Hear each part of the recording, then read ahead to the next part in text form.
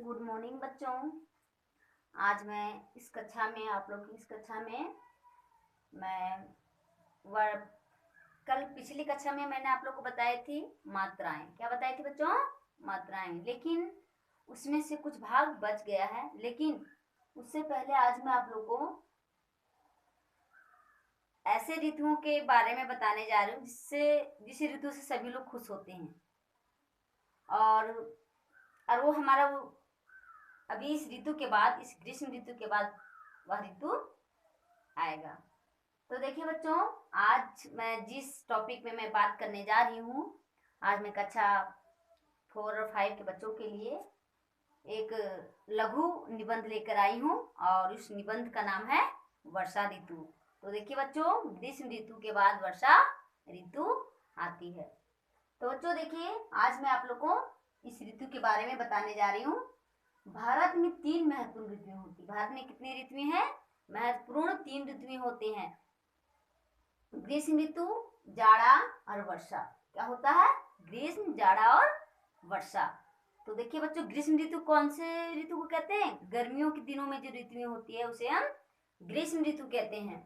और उसके बाद जाड़ा, तो जाड़ा तो आप लोग जानते ही हैं, ठंड को ही जाड़ा कहते हैं।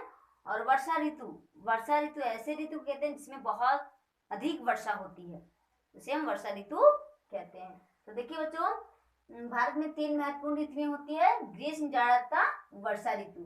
तो गर्मी में सूर्य बहुत गर्म रहता है। गर्मी में क्या है, भले ठंड में भी धूप निकलती है, बट उस समय उतना गर्मी नहीं लगती जितना ग्रीष्म ऋतु में लगती, गर्मियों के दिनों में लगती है। तो क्या होता है, गर्मी में सूर्य बहुत गर्म रहता है तथा जाड़े में ठंड, और जाड़े में क्या होती है? ठंड होती है। लेकिन वर्षा ऋतु में बादलों से भरा रहता है। लेकिन वर्षा ऋतु में यदि हम ऊपर देखते हैं आकाश की ओर, तो क्या देखेंगे कि आसमान क्या पूरे बादल से भरा हुआ है रहता है। वर्षा ऋतु में वर्षा ही वर्षा होती है। वर्षा ऋतु में क्या होता है? वर्षा ही वर्षा होती है।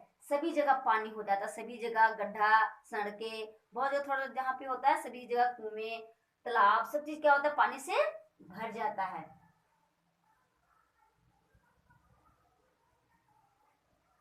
वर्षा ऋतु में वर्षा ही वर्षा होती है, सभी जगह पानी हो जाता है, सड़क भी पानी से भर जाता है। सड़कें में भी क्या, सड़क पर भी चलना दुभर हो जाता है, क्योंकि सड़कें में भी पानी भर जाता है, भर जाते हैं। पेड़ पौधे हरे हो जाते हैं। और वर्षा ऋतु के दिनों में क्या होता है, अभी ग्रीष्म ऋतु में जो पेड़ पौधे मुरझा जाते हैं पानी के बिना, तो जब वर्षा होती है तो उससे क्या होता है, उन लोग की वर्षा जल की जो कमी होती है वह पूरी होती है, पूर्ति होती है, जिसके कारण वह फिर से क्या है कि हरा भरा हो जाता है।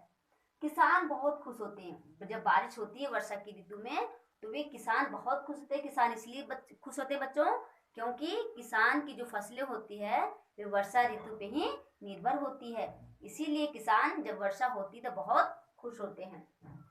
उनकी खेती वर्षा के पानी पर निर्भर होता है। उनकी जो खेती, उनकी फसलें होती है वे वर्षा के जलों पर निर्भर होती है। कभी कभी बहुत वर्षा होती है, कभी कभी क्या होता है, बहुत वर्षा होती है, जिसके कारण हमारा जो फसल भी, कभी कभी इतना अधिक वर्षा हो जाती है जिसके कारण कि हमारा फसल भी होता है नष्ट हो जाता है। कभी कभी वर्षा क्या होता है, फायदेमंद होता है कि समय समय पर बारिश होते रहने से क्या होता है, हमारी फसलें अच्छी उपजाऊ होती है। यदि वर्षा ना हो तो अकाल पड़ जाएगा। और जिस साल वर्षा नहीं होता उस साल क्या अकाल घोषित किया जाता है, क्योंकि हमारे देश के ऐसे भी हमारा जो क्या देश, जो हमारा भारत देश है वह कृषि प्रधान देश है। इसमें इसीलिए सभी किसान क्या है, कृषि पे ही निर्भर करते हैं। यदि हमारी फसलें अच्छी नहीं होगी, पानी के कमी हो जाएगी, तो इससे क्या होगा, हमारा पूरा देश अकाल घोषित हो जाएगा। अतः वर्षा ऋतु हमारे लिए बहुत उपयोगी है। वर्षा ऋतु हमारे लिए बहुत उपयोगी है। यदि हमारा फसल अच्छा से नहीं होगा, वर्षा नहीं होगी, तो इससे क्या होगा कि हमारे देश की बहुत सारी जनता यानी अकाल में यानी कि भूखे मर जाएंगे। इसीलिए वर्षा ऋतु हमारे लिए बहुत ही जरूरी है और उपयोगी है। इसलिए वर्षा ऋतु को क्या कहा गया, ऋतुओं की रानी कहा जाता है। इसलिए वर्षा ऋतु को क्या कहा जाता है बच्चों, ऋतुओं की रानी। तो आज का यह टॉपिक जो है बच्चों, आज का इस वर्षा ऋतु के लघु निबंध के साथ में आज की यह वीडियो समाप्त करती हूँ बच्चों। धन्यवाद। मुझे आशा है कि आप लोग इस वर्षा ऋतु के बारे में पढ़ें और अपने अपने कॉपी में लिखकर हमें व्हाट्सएप ग्रुप में सेंड करें। धन्यवाद।